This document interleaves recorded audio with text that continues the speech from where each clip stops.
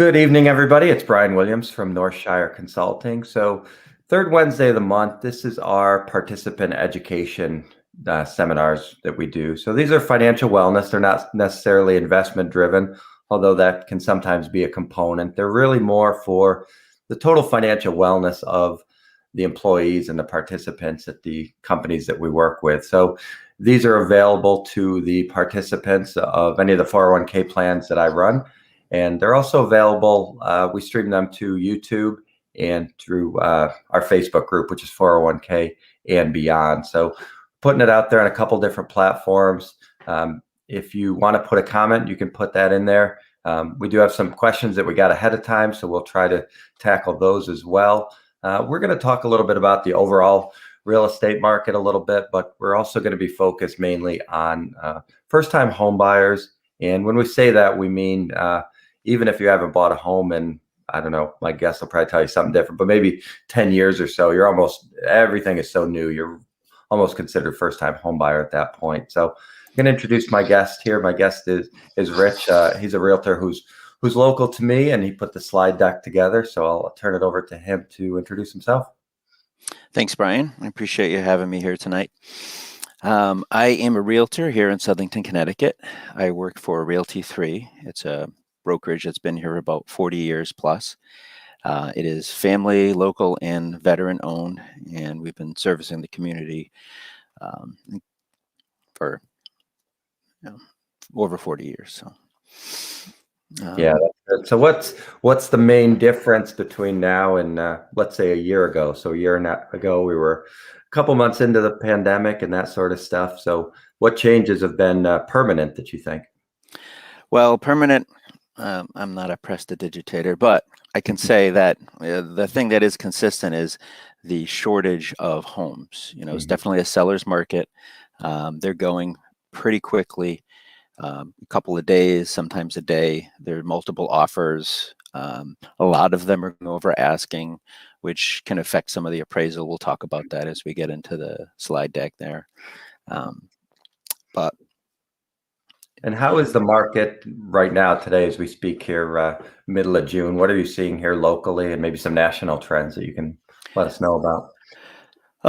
Locally, with my buyers specifically, I've seen more homes coming on the market. I see a lot of coming soon. Other realtors are doing, so there's sort of a delay, and it kind of can stack some of the homes that are out there. But it continues to be, a seller's market. The prices are definitely over asking. I've had some with 11 offers we've missed out on just this spring. I think that's been fairly true nationally. In Connecticut, I think we've had maybe like 7%. I think it was in earlier in the year, 7%. We had the homes on the market. There's about 7% less from what we had last year. So it's a lot of folks are selling and then they're moving in with family or they're renting, but even rentals are difficult to find now, and rentals prices have gone up as well. Okay. All right. So I know you put a lot of work into putting a little slide deck together here. So yeah, let's get into that a little bit and talk about what first-time home buyers should be doing, in preparation, and then what the process is like. Sure. So, first-time home buyers. So I've introduced myself. I'm a realtor here. The brokerage is Realty 3, and the broker, designated broker, is Rich Meister. She is not my wife. She is my sister. So, and we have some our website and some of the social media there that you can follow. So any questions about that, you can feel free to reach out. So there's a lot of reasons to buy a home. I think sometimes people don't realize some of the other options or reasons that benefits of home ownership.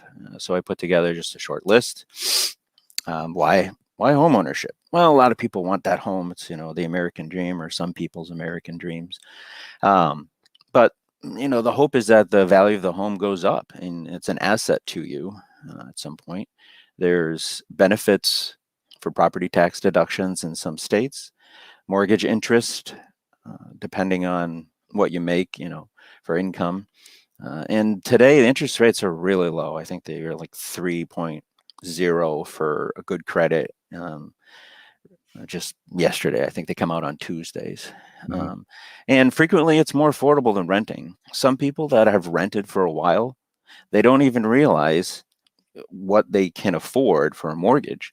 And some people end up paying less or $50 more, to have an asset that can help you in your taxes and can appreciate in value and give you that kind of pride of ownership. So. Yeah, and as far as this is like so many other markets, whether the stock market or whatever. It's not something you can necessarily time perfectly because obviously there's life events involved and family changes. But you do hope that over a period of time you're able to profit from your home when you sell it, and you don't want to go underwater. Sometimes with low down payments and things like that, that can happen. Right, and we'll talk a little bit about that. That's a great point. So where to start? Now, like you said, buying a home after 10 years, 20 years, 30 years, you may not even remember the process. I have some buyers, they've lived in their home 25 years and the process is, foreign to them. They just don't recall what they did, vaguely. And then first time homeowners who haven't owned a home, it's obviously very new to them. And in Connecticut, I'm not sure nationally, if you haven't owned a home in 3 years, you're technically considered a first-time homeowner, and you can qualify for things like FHA loans or in Connecticut, a CHFA loan. Mhm. So those are nice things that sometimes folks don't know, if they're new at it. So the best way to have the least stress is build a good team around you. I always tell folks, and I try to suggest, they start with a realtor for recommendations. You want to build that team. Your realtor is the centerpiece to that. The mortgage loan originator, you need to talk to them before you really go looking at houses, so you know what you can afford. We'll talk more about knowing your numbers and stuff as we get into this. But these are the individuals that you want to surround yourself with so you can have a successful transaction and enjoy the process as much as possible. And Realtor, go ahead. out of that group, where do you usually start? Is there one person that you start with that can recommend the others? Yeah, the realtor can. Sometimes people will go straight to a mortgage loan originator, which is fine, if it's a local person. I've had some online experiences where someone just typed in a bunch of information and someone in a completely another state, and it's just not the same as having a local lender who realtors, attorneys know, sellers agents know. There's just a level of trust that exists if you've worked with someone before. The transaction is going to go smoothly. Or a Sunday at 10:30 a.m. you need to get a pre-qual letter. So you want to know that mortgage loan originator is going to be like, yep, boom, sends it off to you. You got it. In this market, you don't want to be delayed if you're putting an offer together. So, the attorneys, again, these are people, they're going to review your contract. You want to know they know the market, any intricacies in a county, in a state, in a town, that you can avoid any problems. That's what they're there for, to make the transaction smooth and protect you. And the inspector, that's someone that you pick out to do your inspection. Realtors have worked with a lot of these folks. They can give you suggestions of a list of them. We don't get any benefit from that. We just, we want you to have the best inspection possible so that you can, reveal anything that might be an issue or just get a clean bill of health and move on to, your appraisal. So. Okay. All right. So find a good mortgage loan originator. You want to get pre-qualified and know your numbers. Credit score. There are many free resources. You should not need to pay anybody to get that. Experian, TransUnion, Equifax, your bank or credit card, they'll have resources that can tell you, and sometimes update you monthly. Just say, hey, your credit score changed slightly. That's very important because it's going to affect the rate you get, right? And again, I'm not a loan originator. I'm just saying these are things you're going to get asked. They're going to run your credit, so it's good to know when you go into that. Your previous year income, they're going to look for W-2s, and they'll also look for your previous 2 months, usually bank statements. They want to see you have the money available in the income going forward to pay your loans. Your total debt to income ratio, which is really just out of every $100 you make, say, how much are you paying off debt? Credit cards, car loans, how much goes towards that? And that's something the lender will explain to you a little more, but it's something you're going to hear as a new home buyer. And they'll tell you the loan rate that you're going to qualify for and what it is today. That can fluctuate a little bit, but that rate will go into how you calculate your monthly payment, right? And they'll pre-qualify you for a maximum loan amount, and that can get pretty outrageous. I've had some folks that say, oh, I got pre-qualified for $600,000. I'm like, yeah, but you're looking for a home that's $275,000, right? Because you can afford that. So just because you get pre-qualified for it doesn't mean you necessarily use that whole amount, right? And that is why I always say create a budget. If you're renting, create a budget, make a copy, and then go in and just replace what you think the mortgage payment will be and any differences in utilities and things like that. And you can see what it looks like, your bottom line, and then what your income is. And you got to be comfortable in that. Some people, they just want that house. They don't think that way. And it's really, to enjoy the home, you want to be able to afford the home. So. And as far as looking at the credit score and things like that, how far in advance should they start that process? Maybe a year in advance, 6 months? That is a great question. If you don't know your credit, definitely go look. And even for renting too. I mean, we're not talking about renting, but that's huge in renting. I would look at it. If it's low, yeah, you want to try to improve that and talk to that lender. What can I do to start improving my credit score? I want to look in 6 months. Maybe you want to wait till your credit's higher. Maybe you want to buy now, but because it's lower, you say, you know what, I'm going to give it 6 months. I'm going to get that credit score up. I'm going to get a good rate, because you're going to be paying that loan. If you get a 30-year fixed rate, that's 30 years you're paying it. That, a couple of points is a big difference over 30 years, So great question.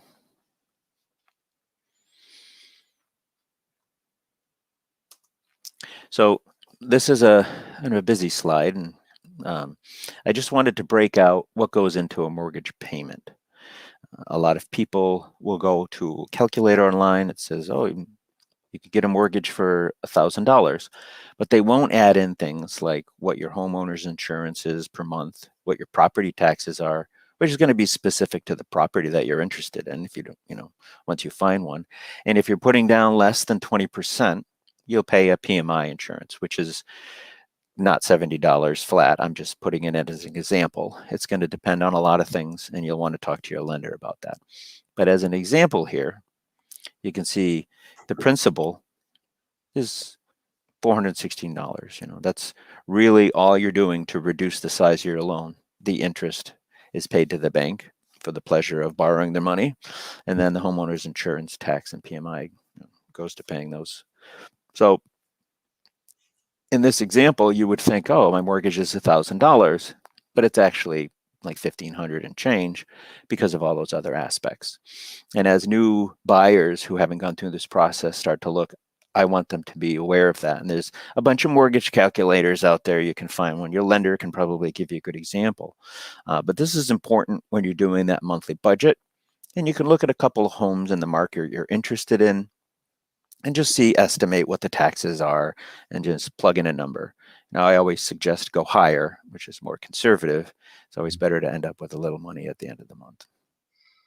Yeah, and on the property tax, that's in most of the listings, right?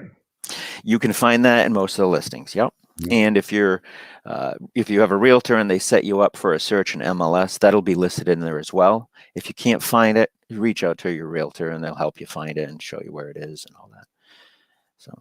All right, good. So finding a good realtor, very important, right? These people are working for you on your behalf. You will sign a buyer agreement that allows them to represent you and negotiate on your behalf. They really can reduce the stress. They're your go-to person, they're a consultant, your trusted advisor. They have knowledge of the local markets, pricing. They're going to show you homes. They will write the offer for you.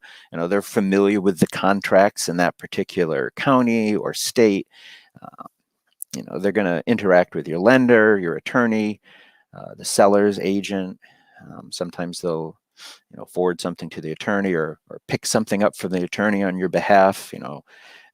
So they do all sorts of things for you, and they don't even get paid until there's a closing on the house. So these are folks that are 100% commission based for the most part. They're present at your home inspection.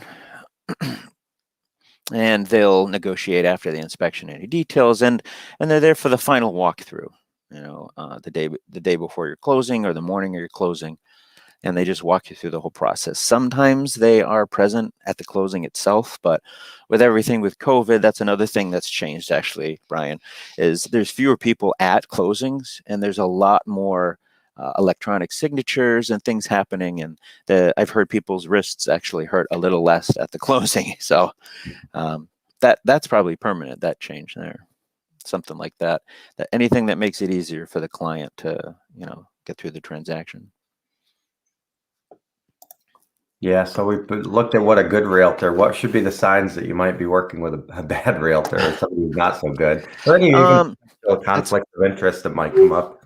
Yeah, that's a great question. I mean, hopefully all realtors. I mean, realtor is a member of the National Association of Realtors. You pay dues. There's ethics tests you take yearly. There's continuing education. There's all sorts of resources for a realtor, which is different than just a real estate agent. But if you happen to encounter someone who's working on your behalf and you have, you reach out to them and they're busy, maybe they don't reply to you immediately, but if you're not hearing from them regularly, if you want to look at a home and they can't get you in there in a reasonable amount of time and it's consistent, communication's a big thing. I think those things would be signs that you maybe want to pick someone that you could work a little better with, and then personalities too. I mean, it could be a great agent and they just have a communication style that doesn't work for you, which is fine. There's another, realtor out there that may work for you. So Should you ask them how many other people they're working with so they're not stretched too thin, or is that a good question? that's an interesting question. Well, like at Realty 3, we have over 40 agents plus, so if I'm stretched thin, I have some peers that I can lean on to, hey, can you show this place for me? I have some clients really interested, but so finding a place where there's some teamwork between agents is a good thing too. I don't want to put down anyone out there that's working solo, but yeah, you could ask them that. Sure. I mean, you want to get the best service for yourself out there, So, all right, next slide. So, good attorney. Again, that's where I would suggest ask your realtor, who have you worked with in town? Give me a list, a couple of them, because you can call around. Everybody's got different prices. Everyone's got different personalities and, different paralegals. The paralegals end up doing a lot of the work as well. So, it's not just the attorney, it's the paralegal you're working with. But ask the ones that move transactions along, that really have consistently worked in that that local area. And a lot of times, we'll have someone down in Stanford or, somewhere far away. We'll ask for recommendations and say, who's worked with an attorney down in this area? Because it's not local to us, but maybe someone's done a transaction down there, and it was, I've worked with this person a couple of times, and, so you want to have that experience with a realtor working with an attorney a couple of times.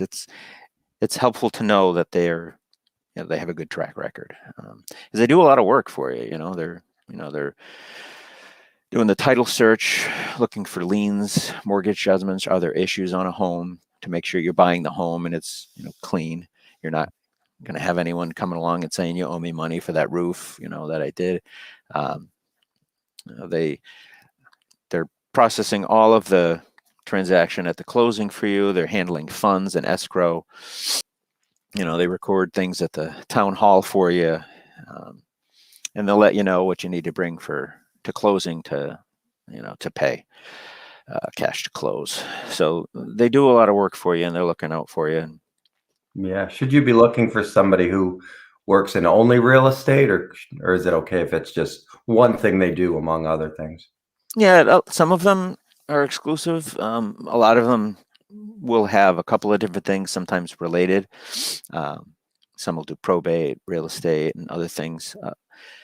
It's, again, if they have a track record in real estate, regardless of other things they do, of having, quality work, and realtors had a good experience with them, that's the person that I would go with.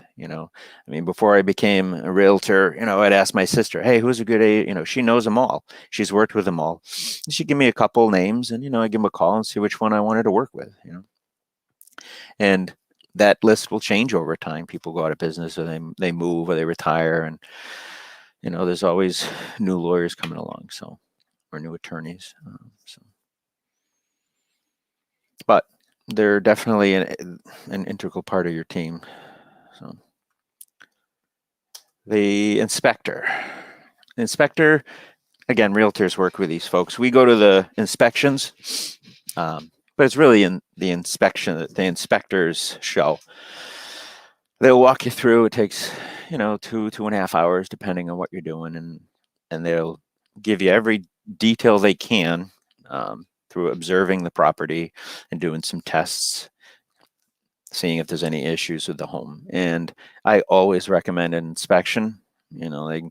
I just guesstimated the prices are usually $400 to $600, depending on who you're using, and they'll go up from there depending on what tests you're having done. Each place is different, but they check your electrical system, plumbing waste, water heater, insulation, ventilation, your HVAC system. You can get water quality done, which is an additional test, and tests for things like radon, bacteria, lead, whatever you're concerned about.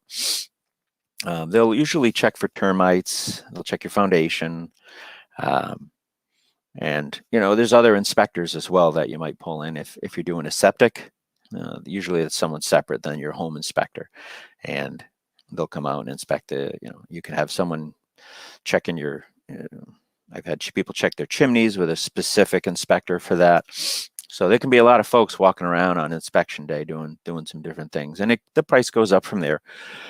But it's better to spend that money up front and find a problem that you say, I need to not purchase this home because of X, Y, or Z, than to get into a home and have, thousands of dollars of an issue. So you know what you're getting into with a good inspector.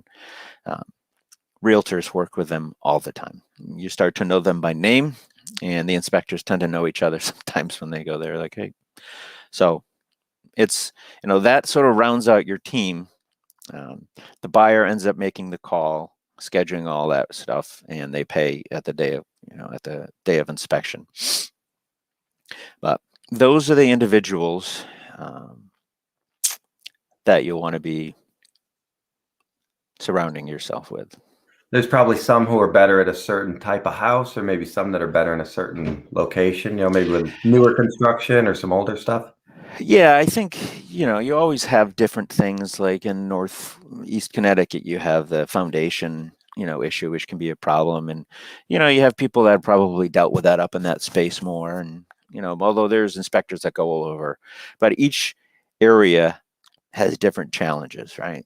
So inspectors local to that area that have done a lot of inspections, they're going to be familiar with the issues that particular area might have. Like if there's people watching this not from Connecticut, there could be flood issues in some states, there could be earthquake, who knows, if the building standards might be a little different in those areas, and they're going to be familiar with that and be able to best advise you on what's a showstopper and what's something you want to think about, maybe taking care of down the road,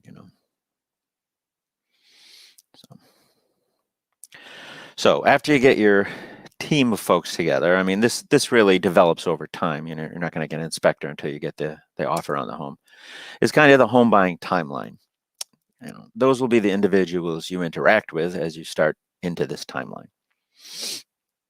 So the home buying step by step, I'm not going to go through all these, but you get pre-approved, you look for a house, you put in an offer, you do your inspection, you get an appraisal. That's really key, especially in this market. You get clear to close, you walk through, you go to your closing, you get your keys. It sounds pretty easy, right? So first is, again, getting pre-approved. You'll have your pre-qualification letter that asserts from that particular lender that you're qualified for a loan. This is usually before they've gotten your W-2s, your bank statements, and all of that business. This says, based on what you've told me, this is what we would qualify you for. There are some that will do that pre-approval process where they take all of that and put it through underwriting. Makes the process much faster, but you're paying for some of that stuff up front. The pre-qual letter will sometimes list the price of the home. It'll sometimes say you're qualified up to a certain amount, say 300,000. You don't have to put your max on there. If you're buying a home for 270, you can say, can you make the letter just for 270? Because maybe you don't want the seller to know you've got a bunch more money, that you have available to you. And if you're paying with cash, you don't need this. This isn't part of the process. That's a whole nother conversation. But assuming you're getting a mortgage, you're going to need a pre-qual letter, because if you put in an offer for a home without somebody asserting that you're qualified for a mortgage to purchase the home, your offer's pretty weak. They can't trust that you have money to buy their home. They're not going to enter into a contract with you. And some lenders can give you a preliminary closing disclosure document. And that just tells you, and it's a guesstimate because it's 40 to 60 days away from the closing, what your costs might be at closing, right? There's a lot of things that go into that, and we'll talk about that a little more as we get into some other slides. So. And these, and the sellers agents, they're familiar with what goes into making the better offers and the more likely that deal is to go through. So they'll rank those. Absolutely. Yeah, absolutely. And actually, I have had one realtor representing the seller see who I was using, a local lender, not who my client was using, for a lender, and they said, I've worked with them a lot, and I really trust them, and and that helped the offer because it was a local lender they worked with a lot, and they felt comfortable accepting that, and they told their client, and I took that offer, and that offer, it might have been that one thing that put them over one of the other offers. It's a big deal, and realtors feel that way sometimes about other realtors too. It's like, I've worked with this realtor before. They get things done. They're going to make sure their client is prepared and has everything ready. So having an experienced realtor can have that same effect sometimes. good. So going house hunting, finding your house. How much you can afford. Now, what do you really need or want, right? And I try to say to clients, look out 5 years. Where do you see yourself? Do you see your family growing in size? Should you buy a 2-bedroom, 3-bedroom, 4-bedroom? Or do you have a daughter that does volleyball and you need a bunch of space to put the net up? You want more acreage. Do you want a place to send the kids to play in the basement? What's important to you? What are you going to need? So that you can give that list of things to your realtor, and they can put together a search in the MLS for you. And anytime a property that comes on meets that criteria, you're going to get an email. If you like the homes, where it's located and all the details about it, you get out there and you take a look at it. And in this market, you want to do that as quickly as possible. I've actually had one offer be accepted because we looked at it. We made the offer 2 hours later, and they took the offer. And then the next day, they got a cash offer for a lot more, but they'd already accepted our offer. If we'd waited a couple of hours, 6-7 hours, I think it was, we would have missed out on it. So you want to get in there in this market as soon as possible and put in your offer as soon as possible and make it a strong offer. And that's where the realtor is going to be able to help you. Say, in this market, you want to do this, you want to do that to make your offer more appealing to the seller. Realtors will meet you out at the house. They'll grant you access to the home, and they'll lock up after. They give you a tour of the place, and if you like it, they'll write up the offer for you. And it depends. Some people, they're like, write it up, show me the numbers, and they'll sign it. Some people go through each section, explain to me what this means. And some people want to send it to their lawyer before they send it in the offer because they want to make sure the lawyer's comfortable with it. I've had that happen too. So, For a first-time home buyer, somebody who hasn't purchased in a while, is there a certain number of houses that you recommend they look at? That's a good question. I think if you find that perfect house on the first one, go for it. Okay. Most likely it's not, I've had people miss out on multiple homes in the market we currently have, and they just keep trying. Eventually they find one. It is good though, with that said, to have perspective on homes. And it's nice sometimes to show, you don't want to waste your time or the seller's time, but if by the nature of the homes you look at, you can kind of see the variance, and then you see that home that has what you want, you can say, oh, I see the value in this home now because I've seen these other homes. So you actually can feel comfortable that it's got that value. We look at homes all the time, so we can say, oh, that's probably worth about this. And they're trusting us to do that. But it is nice if you're a buyer to kind of have a comfort level that, oh, wow, this is much nicer. I can see the value, or whatever the case may be. So, good question. So, putting in the offer. I'm not going to go into contracts. They're like 5 pages, and you could literally talk about them for a couple hours. But some of the high points, there's a legal description of the property. The amount of earnest money, also known as the deposit. If you're putting down 20%, you're buying a $100,000 house, you're not going to put down the 20% as your deposit. The deposit is usually 1 to 2% of the home. So you'd put down, maybe $2,000 if it was a $100,000 home. It depends on what your realtor suggests in the market. It'll have your down payment and your financing details on the offer. Because if I'm the seller, I want to know how you're financing it. And if I get, someone going 20% down, with a conventional fixed loan, they're using a local lender versus, someone, this is just what a seller's agent's thinking, versus someone maybe with weaker financing and less down. Which one are you going to pick? So that's the other realtor looking at that. So the price you're offering, which these days tends to be over the listed price,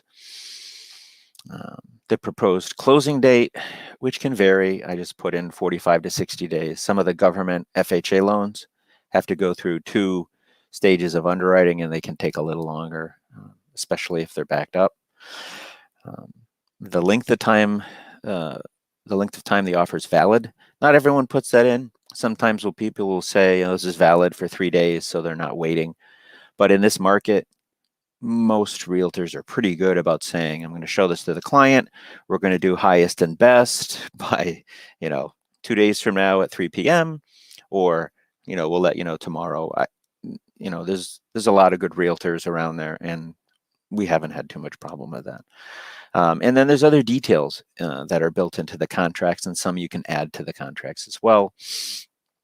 Things like a satisfactory inspection. Now you're giving them a deposit, and then you're going to do an inspection. You want to be able to get your deposit back for certain reasons. If the inspection isn't satisfactory and you can't come to an agreement, you want to get your funds back. That's built into the contract to protect you.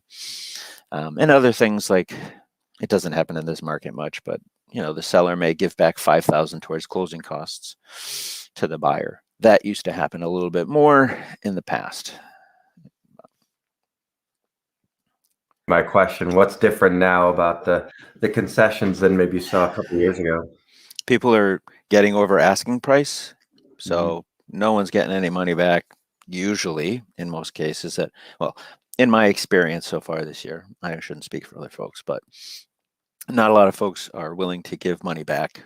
And you got to be careful. You want to appraise at the purchase price, or you're going to run into some other challenges that we'll talk about. So it's just, in a buyer's market, the seller will do lots of things for the buyer to make them buy their house, and giving some money at closing towards closing costs and prepaids is one of those things. So hopefully someday it'll be a buyer's market again, or at least balance out. So offer accepted. Once the seller agrees to your purchase offer, it becomes a contract, a signed contract. And the contract is forwarded to your lender, your attorney. The attorney at some point in the future will order that title search to make sure there's no liens, more outstanding judgments, or other issues on the property. Your lender will review and schedule an appraisal after the inspection occurs. Because remember, you're paying for the inspection, you're paying for the appraisal. You don't pay for that appraisal until the closing, but and you'll pay for the title search. So you don't want the appraisal done until your inspection is done.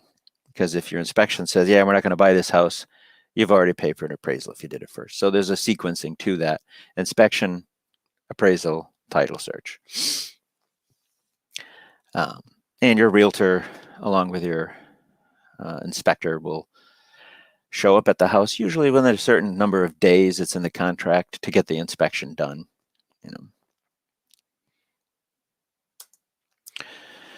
So the home inspection. Your realtor meets you there, lets you in. The inspector does their thing. And you may have multiple tests that day, like I mentioned. Things like radon. They'll put a test in the basement, and 2 days later they'll retrieve it and then give you the results. So your home inspector usually has his report back in 24 hours, which is the home and the systems in the home and photos. It's like 25 pages long, but at the bottom, most of them have a nice summary, which really is the highlights. And that's the part that usually say, just check that summary if you don't want to read all 25 pages, because they were there for usually you walk away knowing before the report. But it's nice to have the report too, especially if you ever want to go back to it years, the next year, and say, let's fix some of these things that were on here. It's nice to have that. So all the tests get done. The buyer pays for the inspection on that day. So usually the inspection company will, figure out how you're going to make that payment, but make sure, that's done. Like, don't be surprised that on the day of the inspection, you have to pay for that as a new home buyer. Any questions on that? Yeah. So what's the craziest thing you've seen that turned up in an inspection that they weren't expecting? One time we were having a septic inspection done, and they found a second inspection, a second septic right next to it. That it was an older home, and they didn't really know it was there. And the pipes usually go out of the basement and if they're going to connect, they connect in the basement. And this was so old, the pipes went out of the basement and then connected somewhere in the earth and went out there. That was a surprise, and that ended up, the buyer didn't end up purchasing that home. That's a good question. I should have given me that one yesterday. I could have come up with some good stuff. Yeah, I just came up with it now, but I like that. I may uncover some pretty dangerous stuff that prevents homes from being sold in general, Yeah. not that specific buyer. Oh yeah, yeah, sure. That could probably be a book someone could write. Yeah. So after the inspection, you get your inspection report. A couple different things can happen. It's satisfactory, you move on to the appraisal. You have your lender order the appraisal. If it's not satisfactory, the result can be a price adjustment of the home, funds paid from the seller to the buyer at closing, repairs paid by the seller to fix any issues, the buyer to accept the property as is. They just accept it as is. In fact, there's a rider you can put in your initial offer that says as is. I'm getting an inspection for my own purposes. I'm not going to ask you to fix anything. I'll accept it as is. You can still get out of your contract if the inspection comes back with something you don't like, but you're not going to require the buyer to fix anything. And there's no hidden expense for that seller. And that makes it appealing to sellers these days in a seller's market. If there's no agreement, you can cancellation of the contract and the return of the buyer's deposit. If they do come to an understanding, all the details, if there's changes are added to the contract, signatures occur, and that is forwarded to the attorney in your lender as well, depending. Do you notice any difference when people are buying for an investment property or something that they're not going to live in versus something are they a little bit more lenient as a buyer, knowing that they themselves are not going to have to live there?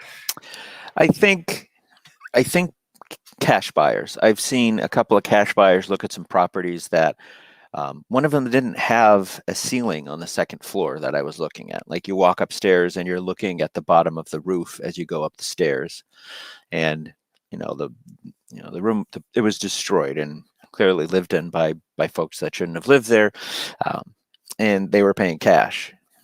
So they would have taken it definitely as is.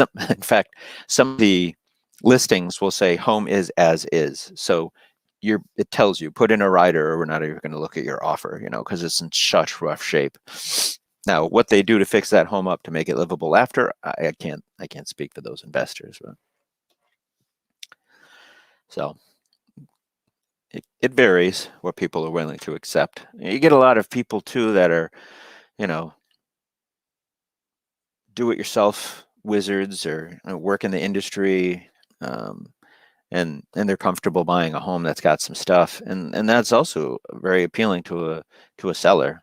Like, oh, the septic's got to get replaced, but I know a guy who can do it, and I can dig it myself, with a bobcat, and the seller likes that. I don't have to pay, $5,000 to $25,000 depending on the septic, and who knows. There's always hidden stuff when you get a home as is, so there can be, if you don't get an inspection. In fact, some folks have forgotten that you can waive the inspection, which I guess if you're a cash buyer and you're very comfortable with that, so. Yeah, if you're somebody that's that familiar with fixing it, you're probably able to see a lot of the problems ahead of time. So That's true. The inspector if you know what you're looking at more than they do, maybe. Right. That's a good point. Yeah. So hopefully you come to an agreement and you move forward to the appraisal, and you're going to have your appraiser is selected by your bank. Right? There's a whole system of appraisers, a network that banks are required to, a whole process for selecting one that kind of changed in 2008. And your appraiser selected by the bank comes out. They're looking out for the bank, right? Because they want the bank or the lender to be able to get a property that has the value that they're putting out a mortgage for. So if I want to buy a house that's $100,000 and I make an offer that's $120,000 because I really want it, and it gets accepted, and we go through the inspection, everything looks good, and the appraiser comes out, maybe it appraises for 110. Well, now we got a problem because the bank says we'll give you a loan, but we're only going to finance, 110 of it. You have to, bring money to closing maybe to get that house. The seller could reduce the price. You could meet in the middle or have some combination of that, and sometimes that means you can't get a mortgage, and there's a mortgage contingency day in your contract. If you can't get a mortgage by that date, you can withdraw from the contract and get your deposit. Sometimes that can affect that. There's also a thing called an appraisal rider, which specifically says if it doesn't appraise, we can negotiate, and if not, we're going to get out and get our deposit. In this market, that weakens your offer, right? People want to know, hey, people are writing in as well, like, I'm willing to pay $5,000 of my own money over appraisal price, up to the purchase price that is in the contract, and that is appealing as well. So if that home appraises, for $5,000 less, they're saying, I have the cash and I'll bring it, and I know I'm paying more than what this particular appraiser says it's worth. Not all appraisers come up with the same number, but generally they're around the same, And the seller's agent will actually meet the appraiser there, and they'll generally print out comps that support the current price and say, look, these homes in the area sold for this amount and made these adjustments. They're working on behalf of their client, the seller, the owner of the home, but they want that price, So any questions about that? Fewer deals fall through the last year or so with this market. Yeah, I've heard stories of that happening. Yeah. So, but I mean, if you're a buyer, you don't want to pay. Some people, listen, I've heard stories in some towns, 90,000 over asking, and they didn't even get the offer. So I can't imagine, if the person has the funds and they're going 90 over and they're missing out, is there someone offering more? I don't know, but you're going to have cash if you're going that high over. I'm imagining, it's kind of crazy. I mean, these are more expensive homes to go 90,000 over, obviously, but it's definitely caused problems with deals, especially if you have someone who's putting down little or none. Some of these government loans, they have, you could put down 0%, some of them, and you get closing costs assistance in some of them, depending on what you make, if you qualify. If that's the case there, these folks probably don't have a lot of extra money. And if it appraises over, that's a tough situation there, right? Makes sense.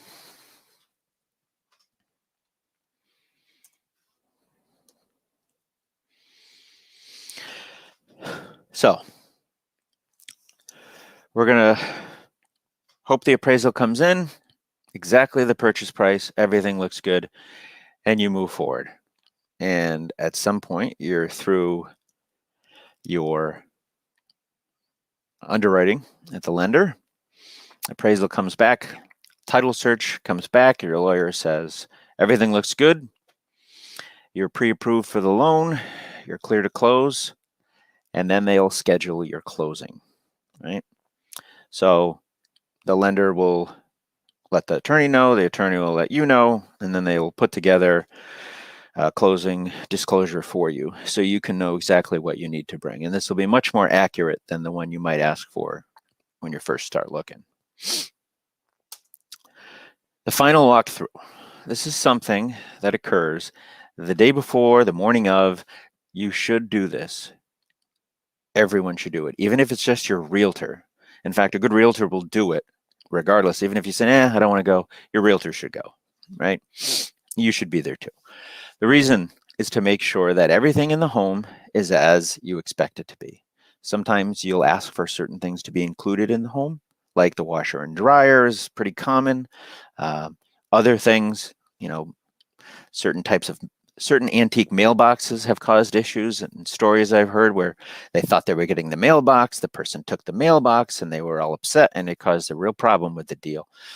Stories where the person didn't do a walkthrough and they went to the home after closing and there was a tree laying on the house. Another where they did a walkthrough, but they didn't look outside, and the seller had taken the AC unit outside with central air with them. So you want to go through, you want to make sure everything as you expect it. And your attorney's going to be waiting to hear someone say, yep, walkthrough looked good, go ahead with the closing. So if there's anything not satisfactory, the attorneys will work it out. You know, if someone took that microwave that we really wanted and it was included in the inclusions list, which is something that you'll put in with your offer that the seller fills out to say what's included, they would work out something. You know, okay, we're going to give you $800 at closing or something to compensate you for that, or we're going to drive them back and put them in the house, whatever it may be. Yeah. And so that inclusion list, I mean, how ridiculous does that get sometimes? I mean, light bulbs and things like that. I mean, how far down should you really go? So there's a standard checklist there. Mm-hmm. If there's something that isn't on that list, if you're a seller and it isn't, so normally if it's attached to the ground, if you could picture it lifting up a house and shaking it upside down, whatever falls out, that's your personal property. Whatever stays is real estate. It's part of the property. So it's assumed that that transfers with the home, right, in a residential setting to the buyer, unless it's marked in that or written in, because they could be other things, curtain rods and garbage disposals and all sorts of different things. Shelving sometimes will be in there, and there's a whole list. You can also write in things. If you want that wood stove downstairs, but they didn't mark off anything, you don't know if they're thinking it's included or it's not included.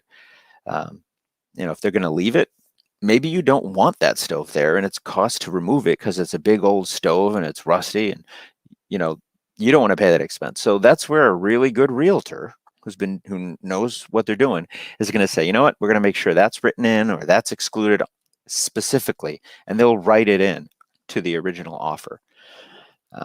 You always try to get them a little, your buyer extra stuff. You can write in clothes dryer, washer dryer, even if they're excluded. It could be a negotiating point, but you know what, we like their offer and we'll take it. So you try, depending on what your clients are looking for. That's definitely something to look at. Take your time, look through that. Ask your realtor when you're walking through homes, is this part of the sale? Is this included? And if it's not in there, ask the seller's realtor and then find out, before you make your offer. So yeah, when in doubt, write it out. I mean, get it on there. If there's any questions, absolutely, put it down.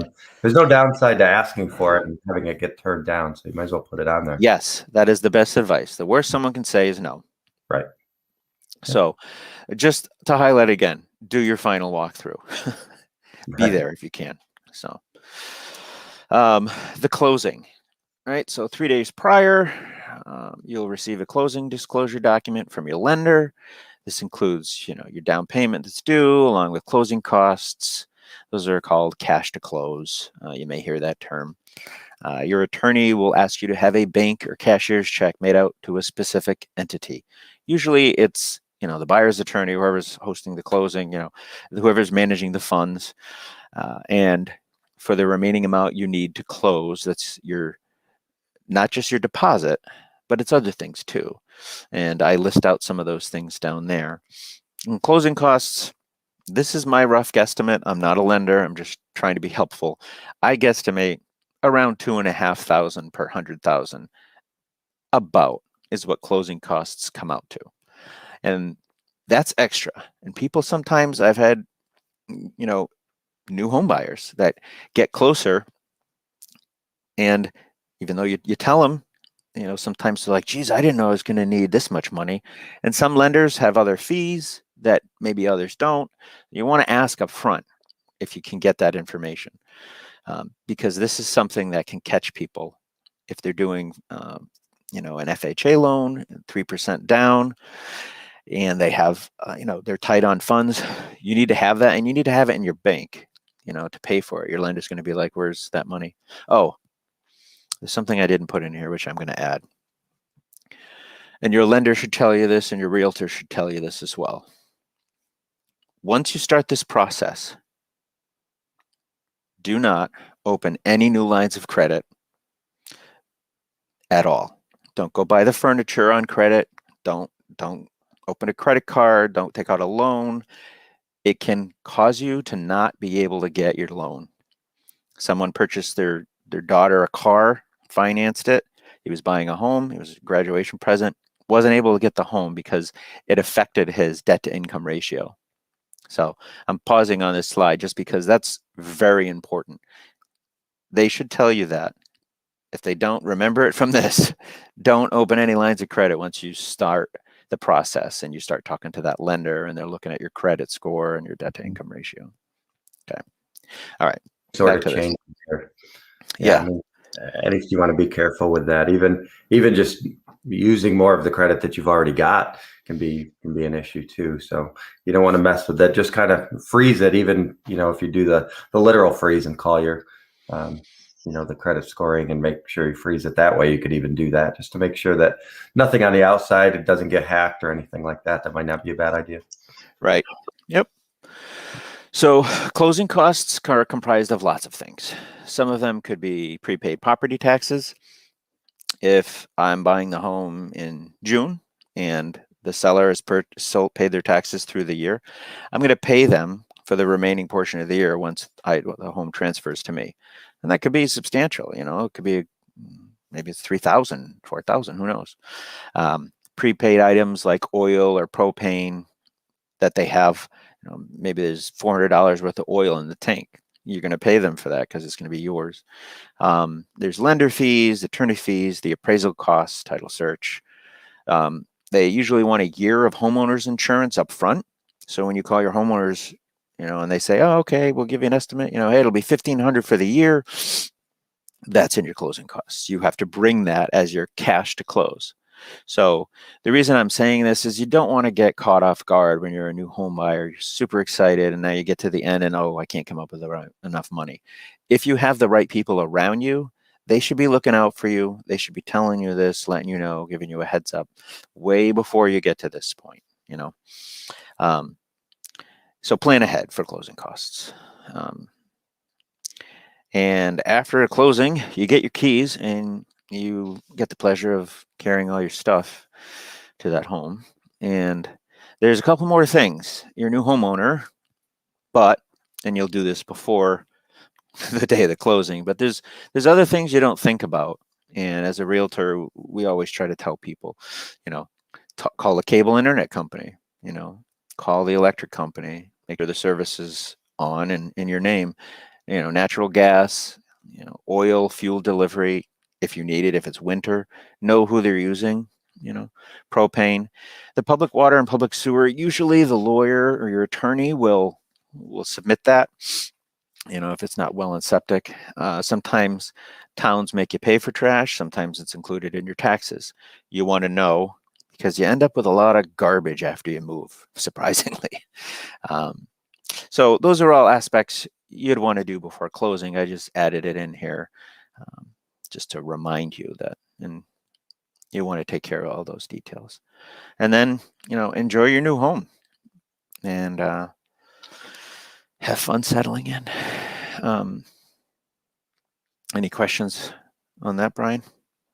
Yeah, a couple questions that people had sent in during our time on here. So somebody wanted to know, is there a specific best time of year to buy a house? And they don't necessarily mean from a moving aspect. Obviously, you'd rather move when it's a little bit nicer out than in the dead of winter. But is there a particular time of the year that's considered a buyer's month or a buyer's season? Well, any buyer's market is when there's lots of inventory, right? So I would say the time of year, normally you have like the spring market would be, everyone always says, oh, there's lots of stuff on the market there. And you can, find the home you want, you get a good deal on it, That doesn't always remain true, depending on things like the past year that we've had, but also there's other times, myself personally, I've purchased a home right after the holidays before the new year, and taxes were prepaid through that year, and there's only 2 days left, so that was nice. And there's fewer people looking, so while the inventory might be lower, there's also fewer people in the market. So it's hard to say like a good time. I definitely don't like moving in the winter, but there's no specific time. But I think generically, people will say the spring market.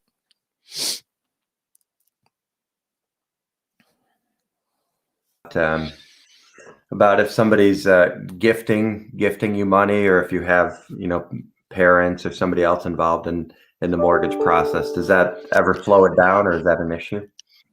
That is definitely a lender question. I would defer to the lender. I think it can, if not managed properly, but I would have your mortgage lender, respond to that question. That's definitely something to ask them early on. But I know it does happen, and people buy homes with that. Let you give your contact information here, and then I'll close up. Yeah. One other thing, I know there might be folks watching this not from Connecticut.